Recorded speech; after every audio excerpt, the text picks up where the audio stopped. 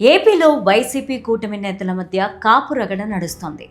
మీరంటే మీరు అక్రమాలకు పాల్పడుతూ కాపు కులాల వారికి అన్యాయం చేస్తున్నారని విమర్శలు చేసుకుంటున్నారు. దీంతో కాపు కులస్తులు రెండు వర్గాలుగా చీలిపోయారు. కాపు కులాలకు అన్యాయం చేస్తే ఊరుకోమంటూ అధికార ప్రతిపక్ష నాయకులు ఒకరిపైన ఒకరు ఆరోపణలు చేసుకోవడానికి గల కారణాలేంటి? ఏపీలో కాపు కులాల శాతం ఎంత? వారి ఓట్లకు ఎంత ప్రాధాన్యత ఉంది? చూద్దాం.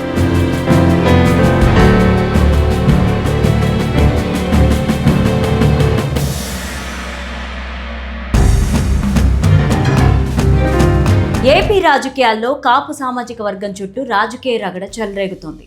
కూటమి వైసీపీ పార్టీలు చేసుకుంటున్న పరస్పర ఆరోపణలతో కాపుల మధ్య చీలికలకు దారులు తీసేలా కనిపిస్తోంది. వైసీపీ నేతలు బొత్స సత్యనారాయణ, అంబటి రాంబాబు, తోట త్రిమూర్తులు కోనసీమ వేదికగా ప్రత్యేక సమావేశాలు నిర్వహిస్తూ కూటమి ప్రభుత్వంలో కాపులకు అన్యాయం జరుగుతోందని ఆరోపిస్తున్నారు. దీనికి కౌంటర్గా కూటమి నేతలు, జన సైనికులు వైసీపీ హయాంలోనే కాపుల కార్పొరేషన్ నిధులు నిర్వీర్యం చేశారని, విద్యార్థుల స్కాలర్షిప్లను నిలిపేశారని విమర్శలు చేస్తున్నారు. దీంతో కాపు సామాజిక వర్గం రెండు వర్గాలుగా విడిపోయింది.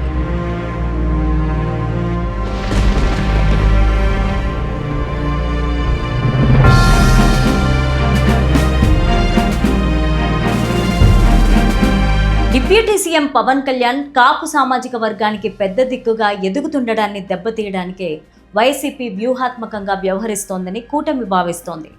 ఇటీవలే పవన్ కళ్యాణ్ తనకు ఒకే కులానికి పరిమితం చేయొద్దని, తప్పు చేసిన వాళ్లకు తనను సపోర్ట్ చేయమని కోరవద్దని బాహాటంగానే తెలిపారు.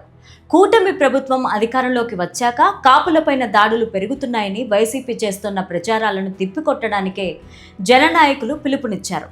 అక్రమాలు చేసే కొంతమంది కాపు నేతలు ఆయనపైన ఒత్తిడి పెంచుతున్నారని, అన్యాయం చేసే వాళ్లకు తాను దూరంగా ఉంటానని తెగించి చెప్పేశారు. దీంతో పవన్ కళ్యాణ్ కామెంట్స్ పైన కాపు నేతలు గుర్రుగా ఉన్నారనే వార్తలు వినిపిస్తున్నాయి.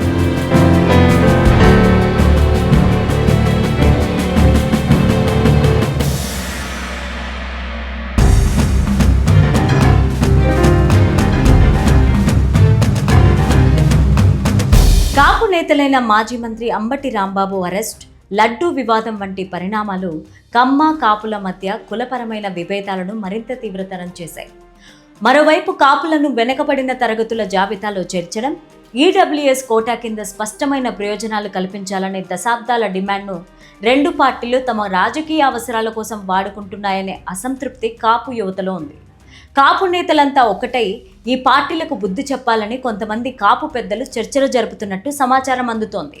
ఆంధ్రప్రదేశ్లో కాపు సామాజిక వర్గంలో కాపు, తెలగ, బలిజ, ఒంటరి ఉపకులాలు కలిపి జనాభా సుమారు 15 నుండి 26% వరకు ఉన్నట్లు అంచనా ఉంది.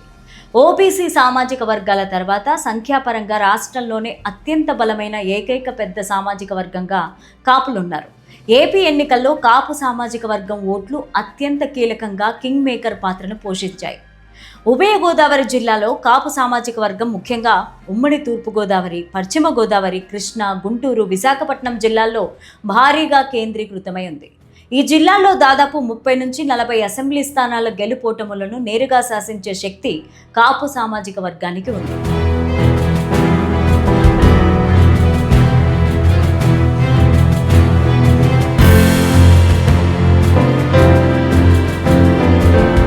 ఏపీలో ఏ పార్టీ అయినా అధికారంలోకి రావాలంటే ఉభయ గోదావరి జిల్లాలో మెజారిటీ స్థానాలు సాధించడం తప్పనిసరి. గత ఎన్నికల్లో కాపు ఓట్లు ఏకపక్షంగా కూటమి వైపు మొగ్గు చూపడం వల్లే భారీ విజయం సాధించి అధికారంలోకి వచ్చింది.